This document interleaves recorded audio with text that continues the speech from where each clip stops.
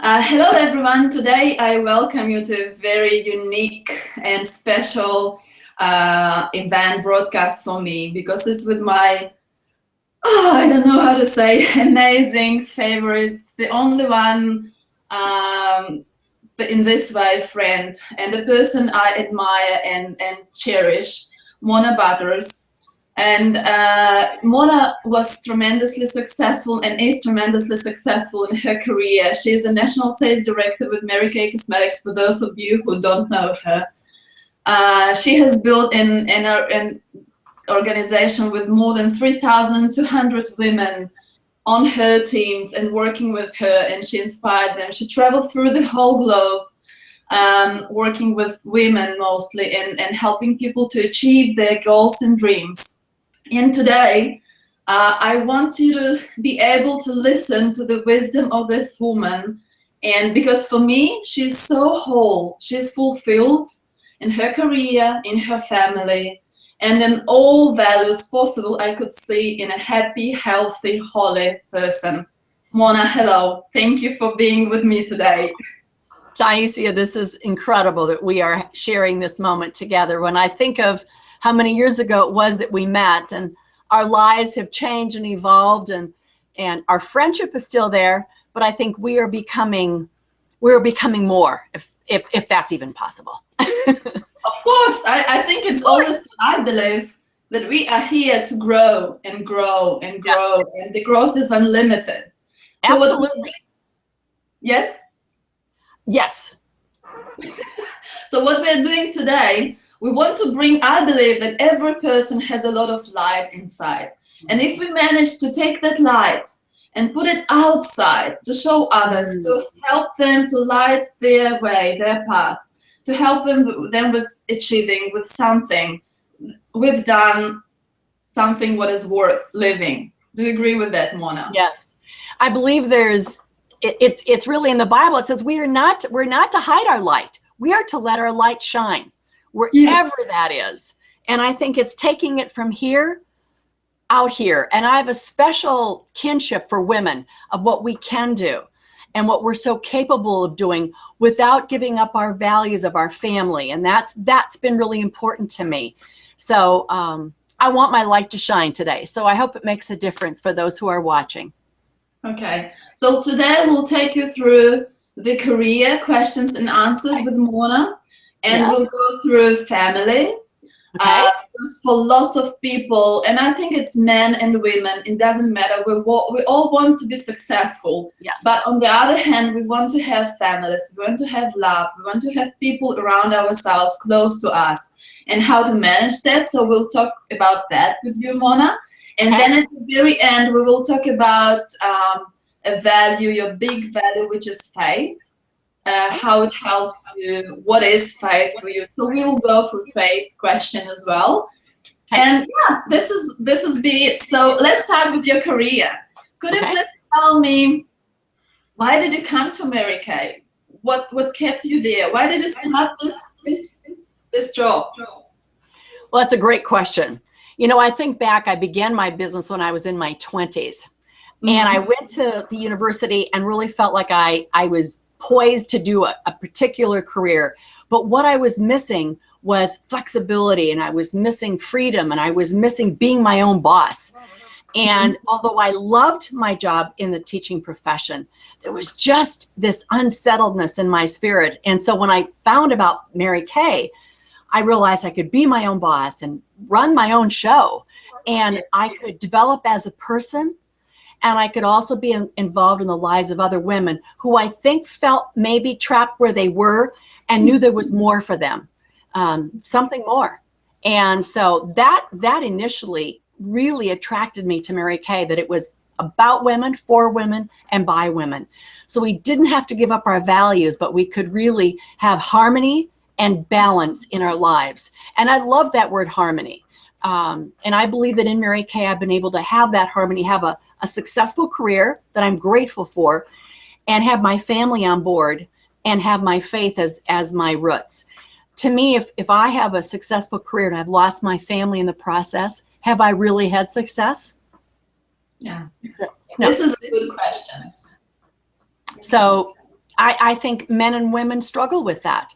They want to find some place where they can grow and be successful in their mind, and yet still have a family that's significant and have them value what you do also. And I had that in Mary Kay. So I feel like I had the best of all worlds. So like for me, you managed to this balance the act of life, how I call this. You managed, because I know you, I can say that I know you personally. I was, privileged to know you as a friend. And I can see, and I could see that you actually know how to be happy, not just successful, how to be happy and how to be healthy. That's why I thought the first person I'm going to do this kind of interview is going to be you. So this question, I think it will be interesting for others watching, because there are more than 2 million people working for Mary Kay. And it's not just about Mary Kay. There are lots of people working in different companies. Yes. And only a few of them manage to achieve heights, really heights, manage to achieve what they want and dream about. And you did that. You became a national sales director years and years and years ago. And my question is, how did you do that? Why? What helped you? How do you think? What was the factor which decided, yes, Mona, you are going to be a national? First of all, I think I saw people whose life I wanted to pattern mine after. I saw them happy. I saw them healthy. I saw them making a significant amount of income. I saw them, it was the lifestyle I think that I was attracted to. They were traveling. They were fulfilled personally and professionally. That was very appealing to me. And I watched how they thought. I listened to the kinds of things that they would speak of, the kinds of books they read, who they hung out with. And I began to see that there was a pattern. And it's what we think, it's who we hang out with, it's our daily habits, it's what we say. And I began to say things like, I will become a national sales director.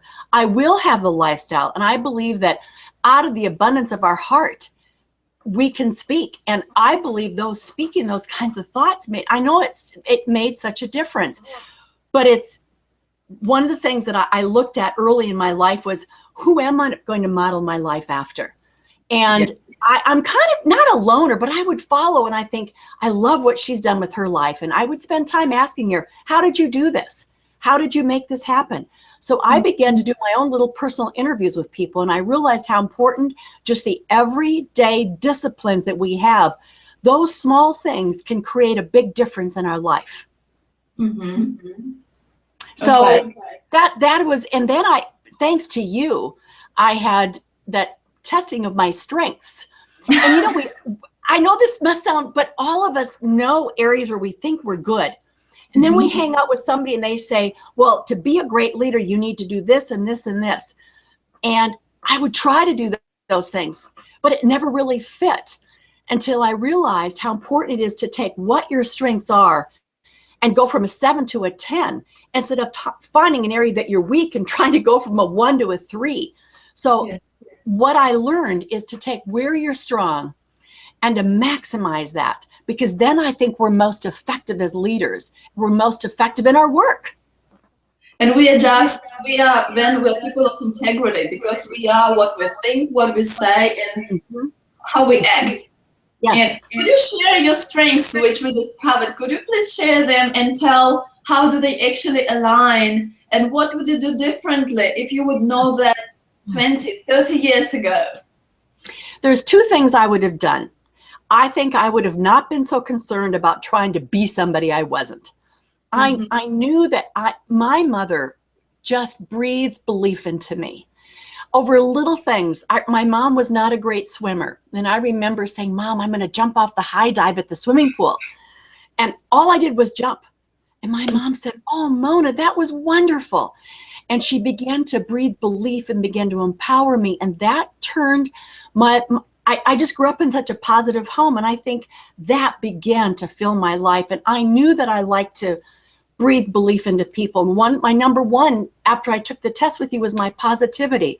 And I think, I don't ever want to sound like I'm not humble, but I think my being positive has genuinely affected my business. It's affected me. It's affected my children. Sometimes people say, I just want to be with you because you're positive.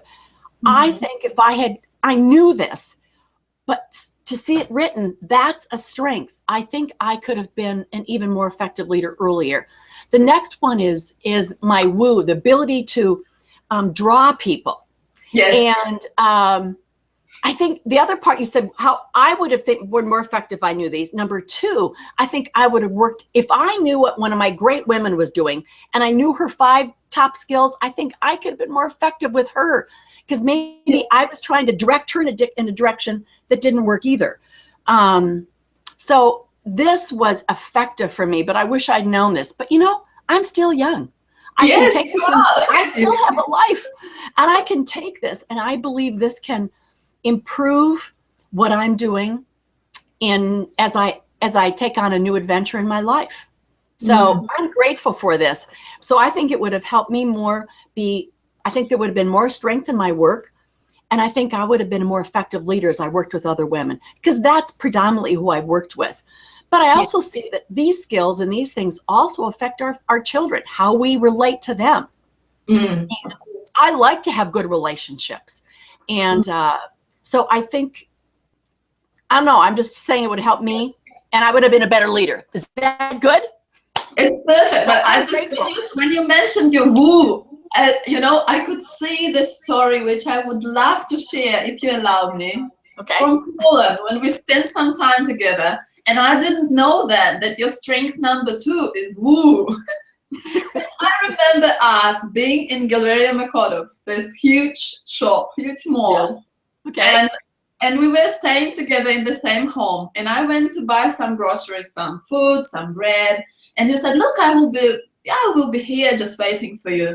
And then I'm coming back and I see Mona standing with a lady, and you were holding her arm and waving for me to come. Like, come. And I'm like, what's she doing? She doesn't know Polish. What is happening? And you told me, this lady wants to come and she wants to work with us. So tell her, when do we hold a meeting? And that was woo in action. People with this strength, they just attract strangers. I don't know in what way, but you did that. And this lady, she couldn't get a word you were saying, but her eyes were like this, and she was, yes, I want to come.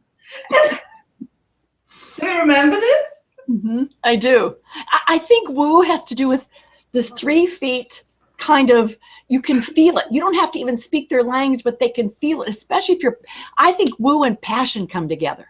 I think if you're passionate about something, I think that creates a woo feeling, woo. In your case, the connection between positivity and woo, this is where passion comes in, because we all have different combinations of our strengths, and the result is 1 in 33 million, so it's pretty unique. It's like a fingerprint. But with your combination, positivity and woo, it creates passion. And after this story, when we spoke to a lady, I remember us going into a garage, and we were in a rush for the meeting. And because of your positivity and me laughing close to you all the time, I forgot where the car was. Do you remember that? It was dark. We were walking around trying to find it, but it didn't even matter. You know what? That's called being on a high. That's a natural high. Because the number 5 is belief. And belief says everything is going to be fine, And I was just going to say, I think when you believe in something so strongly, you want others to know. And when I see someone who maybe is unhappy in their work or is frustrated with the kind of paycheck they're making or isn't spending time with their children, I believe that I have something to share with them. Yes. And what I saw with you is, because we had this connection, you want to hang out with people who are like this. It didn't matter we were 30 years apart in age or maybe 40. There's a connection that happens. Why do you know why we had a connection? You tell me. Because my number 4 is connectedness. Oh, that's mine. Number 4 is connectedness. So, Yes, and this is how it works. This is why it's so important for teams, for families, for us to get to know each other better, to connect. And okay, but let's come back to your career. Okay. If I were there and I would come to you and say, Mona, please give me one advice. How do I make it happen now with all your wisdom, with all these years of experience, with your knowledge of strengths now? What would be your advice? How do you achieve anything? Number one, only listen to the people who believe in you. I think here's how I describe it. When you finally realize you have found something, you have this huge piece of paper and you have your dreams on it and you have your goals and what you're going to accomplish. And then you share it with someone whose dream for you is very small. Suddenly they can diminish your enthusiasm. So number one, hang out with those kinds of people. And number two, never give up on what you think you can do. Never give up. Associate with people who are like-minded so that you can gather information from them. So, and then step out. Don't be afraid to make a mistake. The worst thing you can ever do is you make a mistake, but who cares? You learn from that and you move on. We must be risk takers. If we are afraid to, I read somewhere there was a gentleman and he was about to die and they said, what would you have done differently? He said, I would have taken more risks. And I think it's fun. And I think in the business that I've been in, it's like there's been a safety net. So even if I took a risk and I didn't make it, the safety net was there to catch me and to bounce, and I could bounce back. And I think if we can learn to bounce back from a mistake and bounce back from something that was difficult, to me, the worst thing is to just stay put, not do something. So bounce back, be willing to take a risk.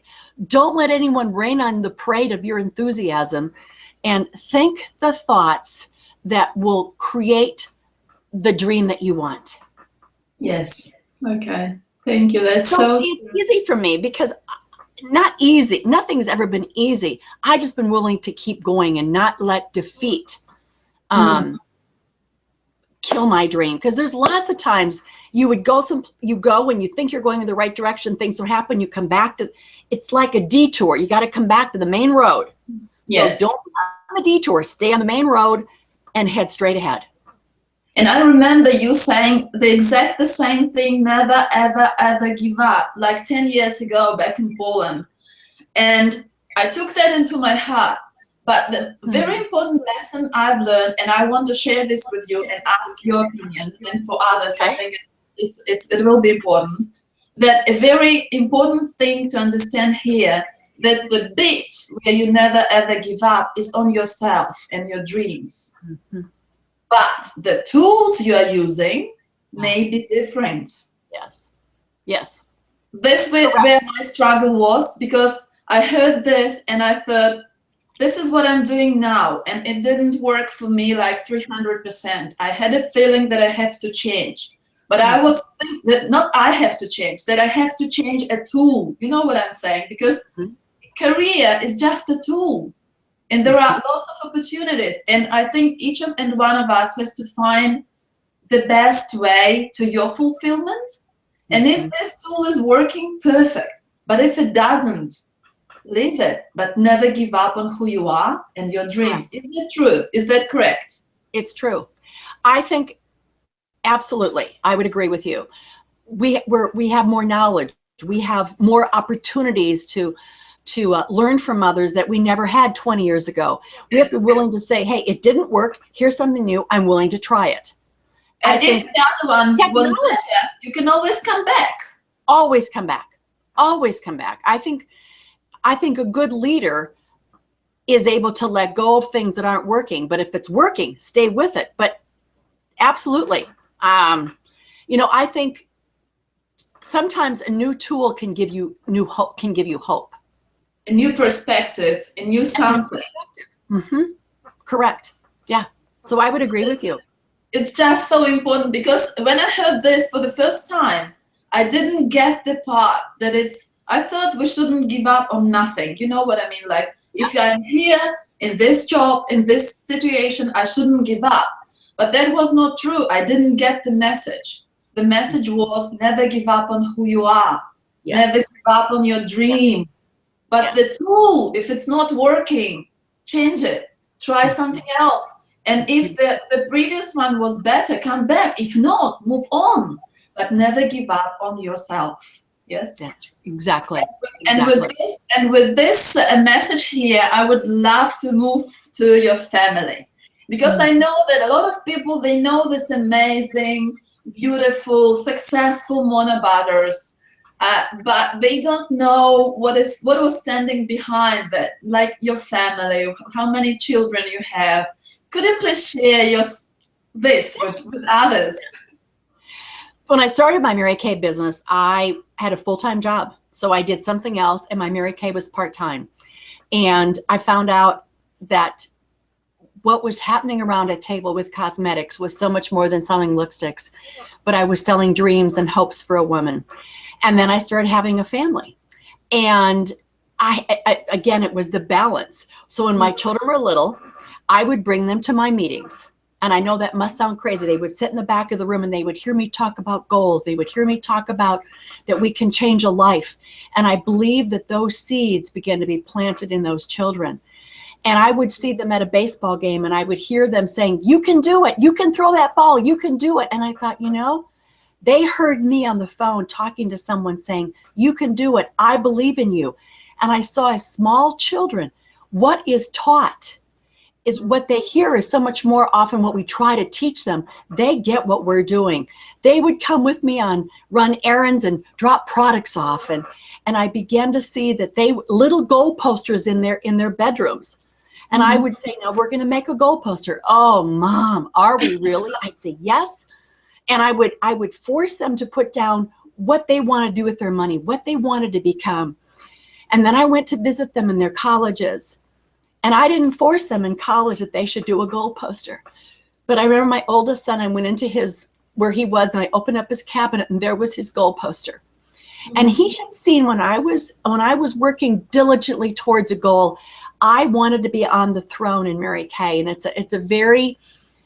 the highest position that you can have at one of our seminars. And I had cut out the leader that I wanted to be, and I put my picture on, and I put it in the bottom of my drawer, and I would say, if you're going to get on the throne, you better get on the phone. And that motivated me because I saw my head of where I wanted to be. And I opened it up and I saw Mark had taken out the head of the number of the player that he wanted to be. And I said, wow. He said, that's the player that I want to be. And I learned that from you. Wow. I want to be a better Christian. My grades will be this. I watched what I didn't realize was happening was becoming part of their life.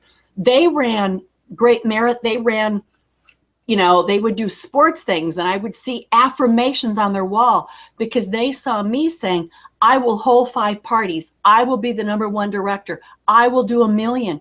And now as young adults, they have their goal posters in their homes, in their kitchens, in their bathrooms. And we've had the privilege of just watching them being willing to take a risk. And I think they said, we feel like we can have a job we're happy with, and we're willing to do that because we saw you be happy and fulfilled in what you're doing. And so they would cheer me on. And when your children, and you tell your children you're going to have a pink Cadillac, well, they just believe that Mom's going to do it. And when someone believes in you that you love so much, you want to make sure that dream comes true. So I have watched them be goal setters. I've watched them put God first in their life. I've watched them find a job that they're truly happy in, that they can feel successful.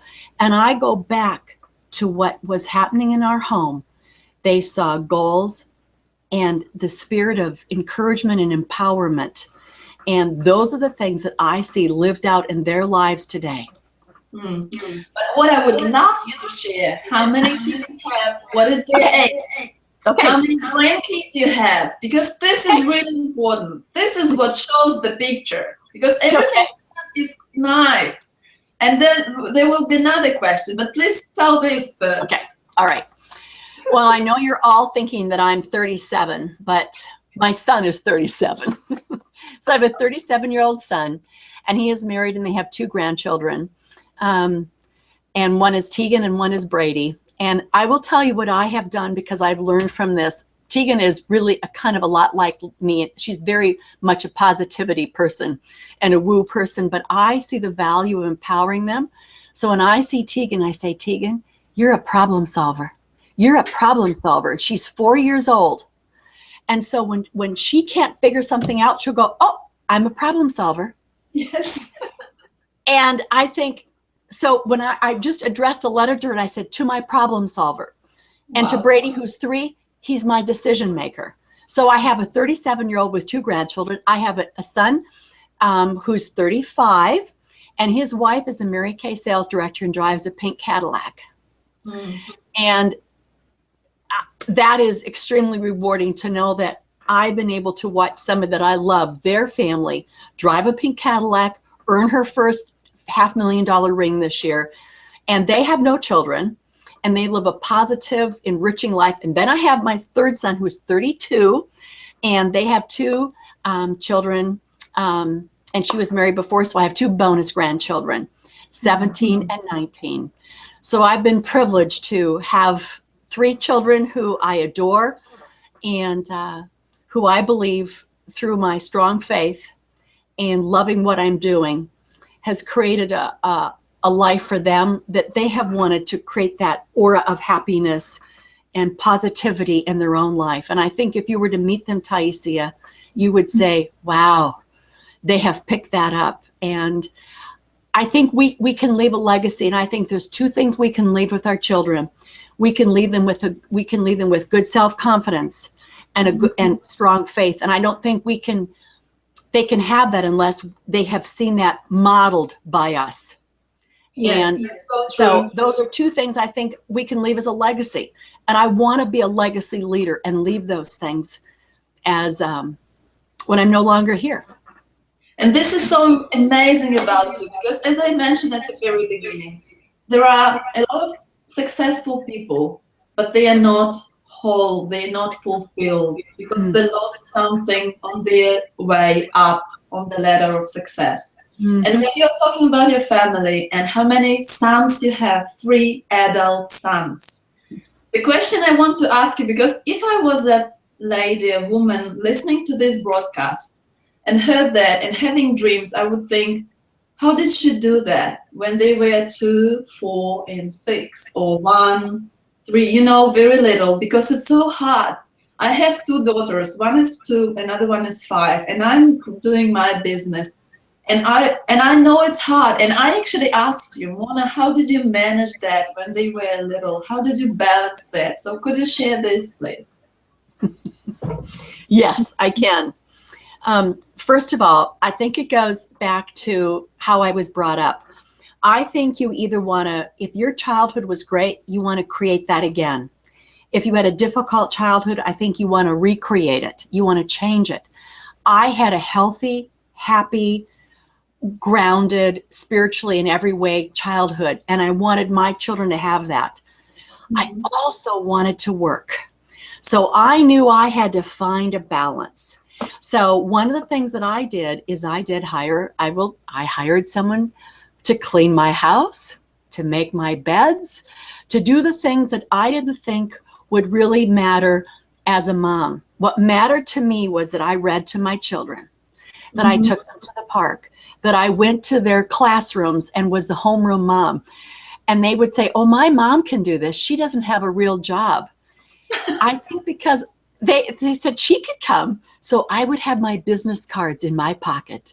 And as we're at the zoo and I'm on the bus, and they would say, oh, you don't have a job? And I would pull up my business card and I would say, give me a call. I'd love to share with you a wonderful product and a wonderful opportunity. But I love the fact that they did not think I had a real job. But I think a lot of that was I decided what was going to be important in building character and responsibility in my children. And part of that was them being with me.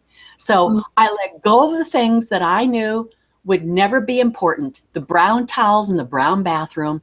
But what was important was time with me. I'll tell you, one of the things that I did is I would go in and talk to the teachers, and I would say, now I have the kind of job that I can travel with my children. So I'm going to take my children out of school from time to time. And one of the things, I never lumped all my kids together. I would take Mark by himself on a trip, David by himself, and Stephen. And as we would sit in the car, we would talk. And I would learn who they were, because not all my children had all these same strengths. Yes. And so I would learn to relate to each of them in a different way. And I believe, because I was able to there's motherhood, there's smotherhood, and there's otherhood. Otherhood says, everybody take care of it. Smotherhood says, I'm going to do everything. And I believe motherhood says, I can be the best of both. I can be a great mom and have a career.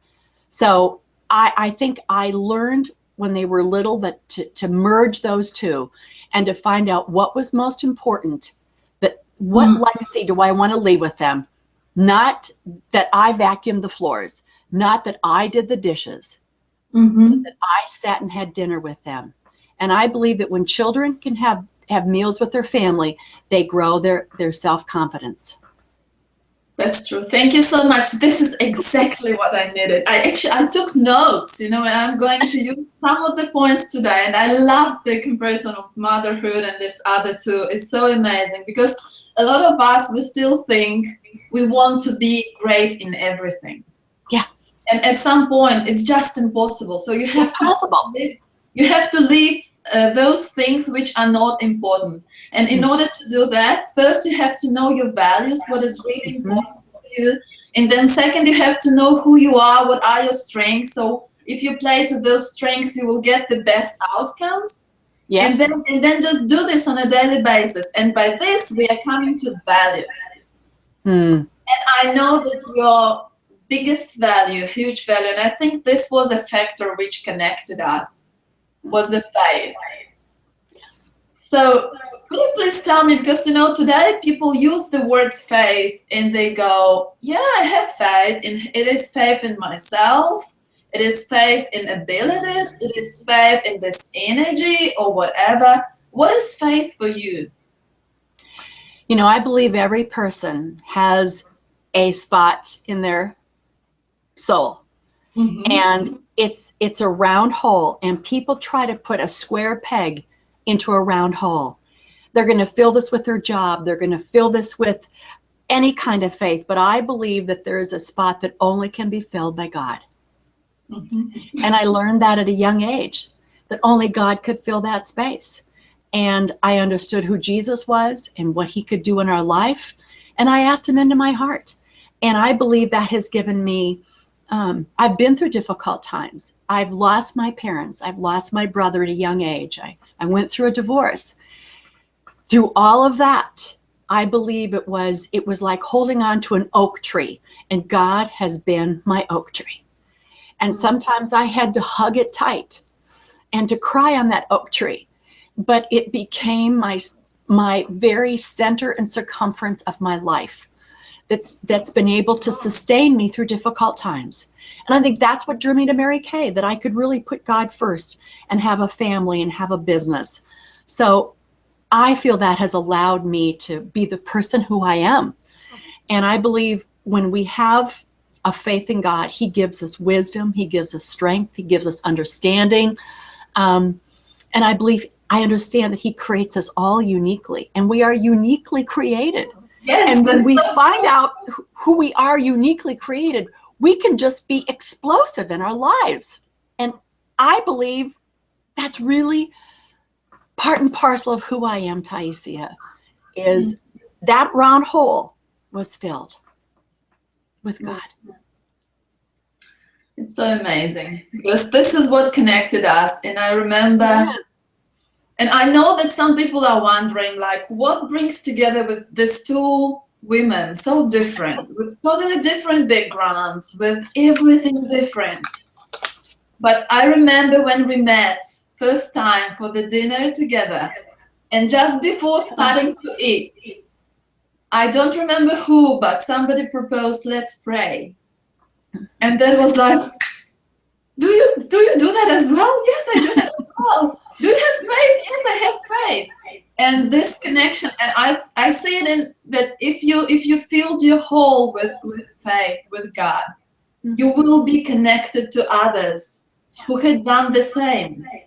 Because we are all a part of all, which is we all have pieces of God, but as well we have God as a father there.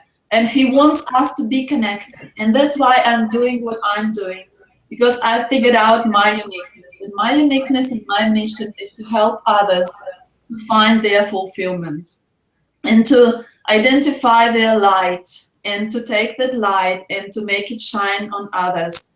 So they could see how we great, but how our Father is great. And because we are connected to him, we can be amazing and great. It's like this. Here's God, here's us.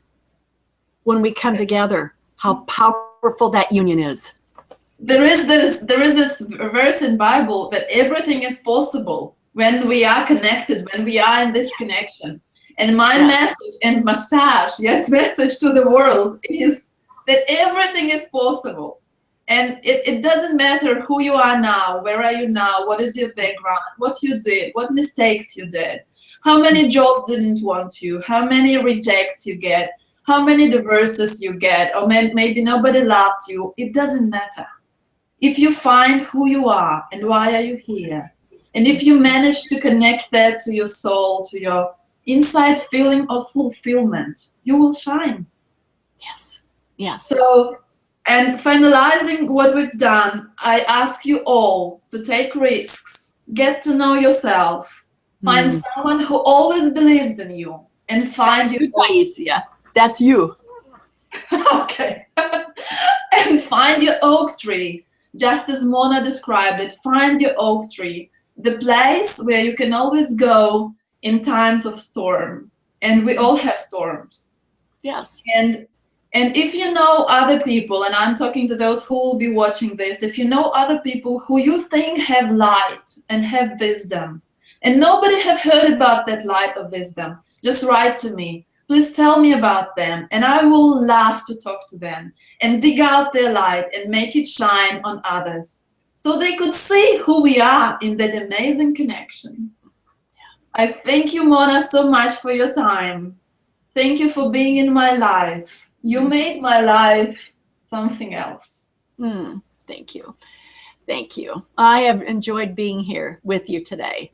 One other thought, we are light, but we're to be salt. And you know what? I hope today I have been shaking salt out and making life taste better. With salt, everything tastes a little bit better. Of course. Thank you so much. You're welcome. Thank you. I love you.